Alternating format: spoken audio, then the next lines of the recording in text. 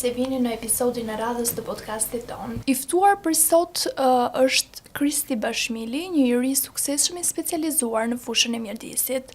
Kristi, përshëndetje dhe mirë se keni ardhur. Përshëndetje, faleminderit për ftesën.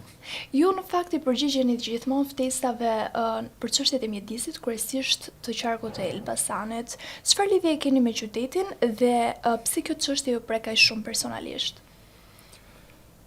Atëherë, është shumë e rëndësishme kur bëhet fjalë për fushën e mjedisit ose fushat e mbrojtjes natyrës, kur ndajmë në njësi administrative apo në kufi administrativ, Shqipërinë zakonisht e lexojmë si një territor i vetëm, sepse jemi dhe territor i vogël në fakt si shtet, dhe qarku i Elbasanit ka një tipologji terreni, le të themi relativisht të syer, që vazhdon nga ulësira deri në pjesën ulësira e shkumbinit edhe në majat më të larta të maleve që ka si qark. Kjo dinamike bën që të jetë jashtëzakonisht shumë i larmishëm nga pikpamja e pasurisë natyrore, nga pikpamja e biodiversitetit. Gjithashtu ushtojmë këtu edhe luginat e lumeve dhe premjeve, të cilat e bëjnë këtë mjaft të pëlqyeshme si për botën e egër, ashtu dhe për njerëzit që kanë ndërtuar vendbanimet pikërisht në këto burime ujore, sepse kanë qenë jetike, edhe tashmë janë jetike, por më përpara kanë qenë akoma më dominante kur bëhet fjalë për të përzgjedhur vendbanimin.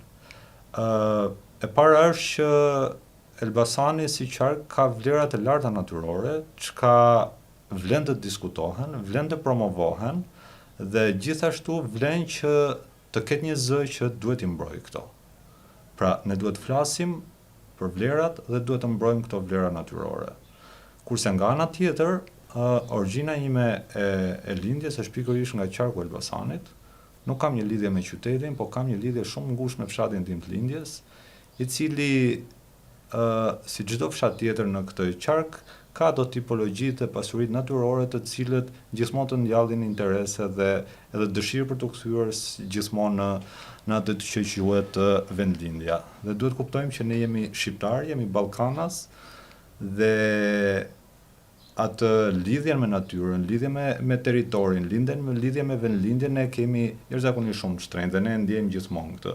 Dhe prandaj dhe unë flas shpesh për vlerat natyrore të Elbasanit dhe jam shumë patriot i mbrojtjes së këtyre vlerave sepse besoj në potencialin që ato do përkthehen dhe në zhvillim ekonomik për zonën.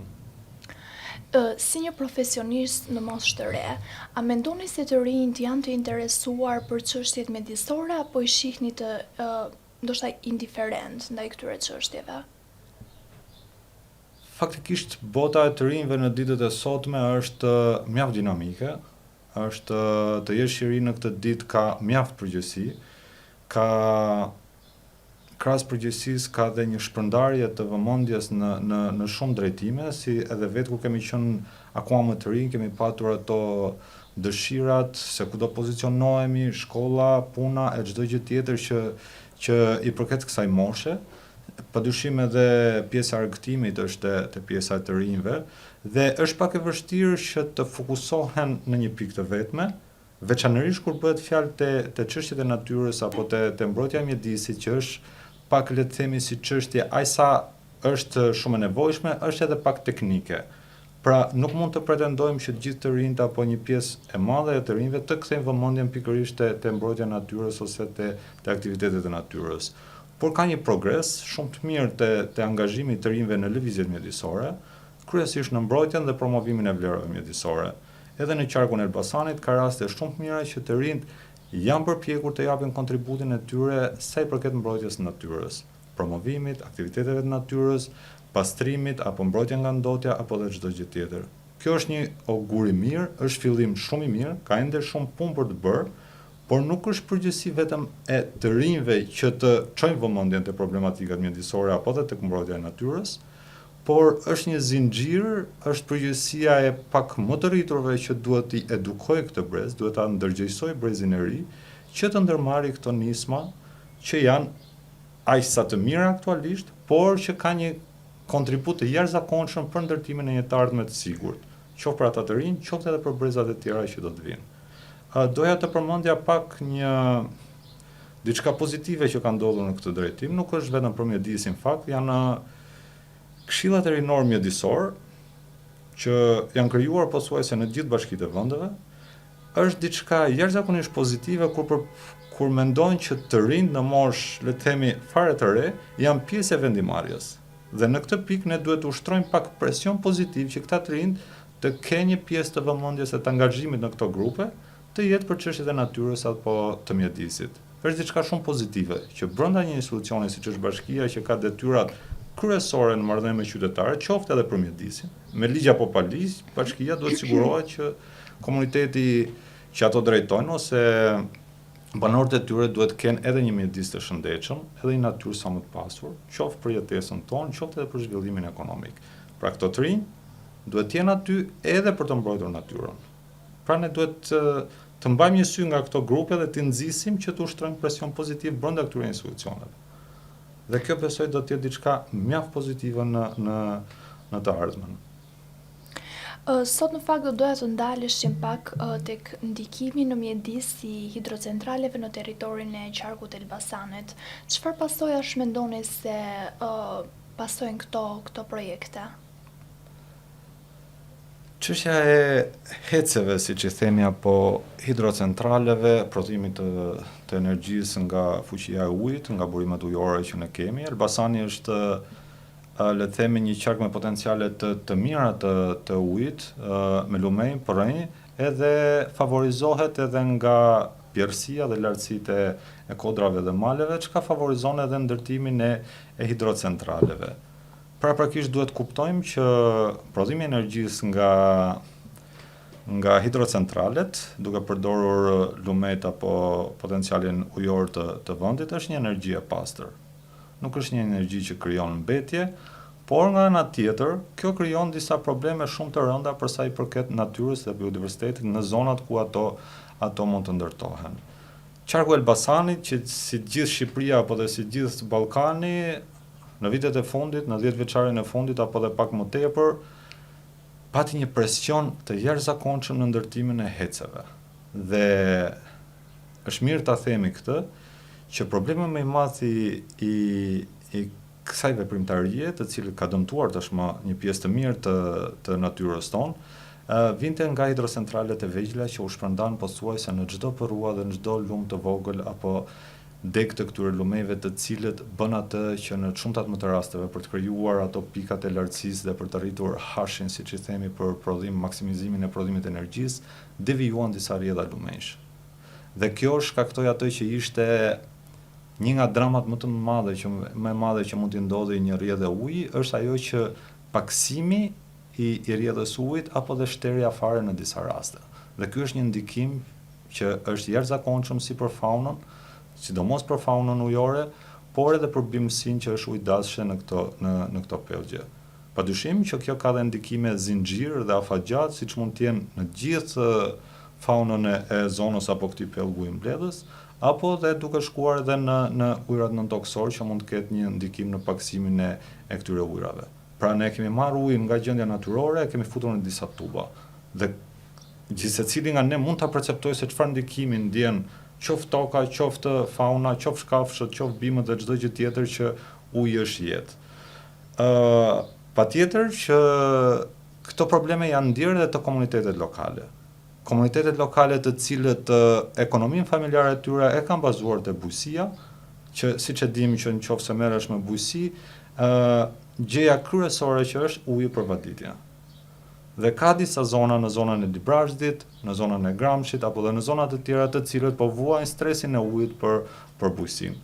Dhe realisht të ndjesh mungesën e ujit në një vend që tradicionalisht e ke patur dhe tradicionalisht brez pas brezi ke një lidhje sa shpirtërore, ekonomike dhe çdo gjë tjetër në atë zonë, është e dhimbshme, është shumë e dhimbshme për komunitetet dhe është një shtysë e madhe drejt asaj që ne i themi shpopullimi këtyre zonave apo largimi masiv i këtyre.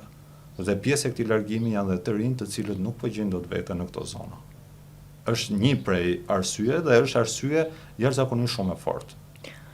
Po çfarë masash mendoni se duhet të merren që situata mos degradojë më tepër? Ka diçka. Ne mund të bëjmë jashtëzakonisht shumë. Ne mund të bëjmë shumë duke ndaluar ose duke vendosur një moratorium të këtyre heceve. Ne duhet të jemi më strategjik në mendim, duhet të jemi më parashikues të çfarë do ndodhi në të ardhmen.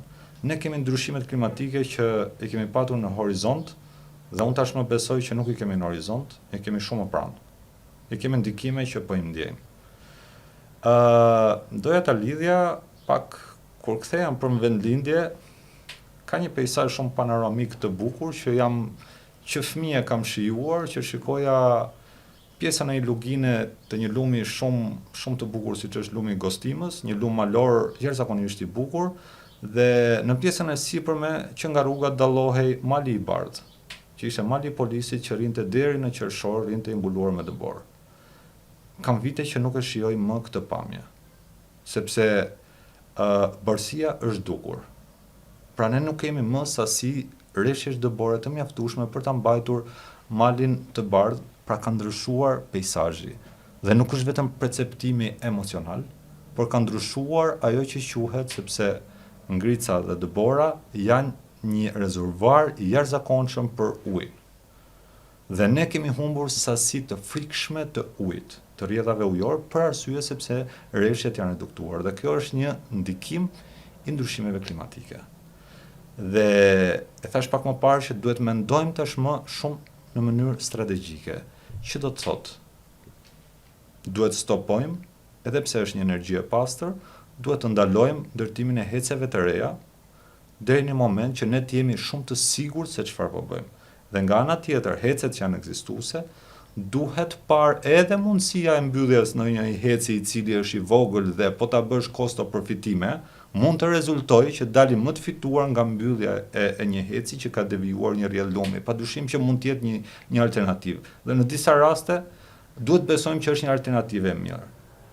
Sepse duhet shikojmë tashmë se çfarë po shkaktojmë dëm dhe çfarë dëmi po shkaktojmë për të ardhmen, nga ajo që po fitojmë nga një biznes që realisht biznesi, në terma biznesi, hidrocentralet e vegjël sot, që po flasim edhe për ndryshimet klimatike, duken mjaft të rrezikuar. Pra, një nga masat është të ndalojmë këtë vrull të ndërtimeve të reja të hidrocentraleve, që le të themi që vitet e fundit nuk ka qenë ai bum i madh. Të rishikohen lejet që janë dhënë dhe nuk kanë vazhduar punimet. Është shumë e rëndësishme që të kemi matje të sasisë së ujit të përrenjve dhe lumenjve periodike, të kemi të dhëna sa më të afërta që të kuptojmë realisht se sa ujë po marrim dhe sa po lëmë në rrjedhën ekologjike apo sa po i lëmë dhe bujqësisë, për të plotësuar gjithë nevojat qoftë të natyrës, qoftë kafshëve, por edhe të popullatave. Dhe pastaj të shikojmë se ku jemi dhe çfarë duhet bëjmë. Por kjo duhet parë shumë seriozisht dhe duhet bërë shpejt në fakt. Duhet bërë shpejt sepse rezervat ujore të Shqipërisë po mendohet që nuk janë më aq të bollshme sa kanë qenë. Dhe kjo do të kthehet kërcënim tepër serioz, sidomos për komunitetet lokale të cilët kanë bujqësinë atë që i mbajnë syt, mbajnë ekonominë, rrisin dhe fëmijët dhe çdo gjë tjetër. Kristi, faleminderit që ishit me ne në këtë podcast dhe ndat jo vetëm mendimet, por edhe të përvojën tuaj. Faleminderit juve që i jepni rëndësi çështjeve mjedisore, i jepni rëndësi çështjeve mjedisore në një kontekst lokal dhe do doja ta mbyllja me një frazë që secili nga ne e ka parë në për protestat mjedisore, sidomos në protestat për të kundërshtuar veprat e marrjeve të ujit për hidrocentrale në shumë zona të Shqipërisë. Është një shprehje që përsëritet në fakt nga gjithë komunitetet që thotë po na morët ujin, na keni marrë jetën. Dhe realisht kjo është një shprehje e vërtetë, sepse buron nga zemra e komunitetit dhe pas kësaj shprehje duhet kuptojmë që kjo është edhe për ata që nuk kanë zë. Është edhe për kafshët, që nëse u marrim ujin, u kemi marrë jetën edhe atyre. Duhet ta mendojmë dhe duhet të veprojmë. Duhet kujdesemi për komunitetet lokale, duhet kujdesemi për natyrën si një potencial i jashtëzakonshëm që ne kemi dhe duhet kujdesemi edhe për kafshët, edhe për natyrën. Faleminderit.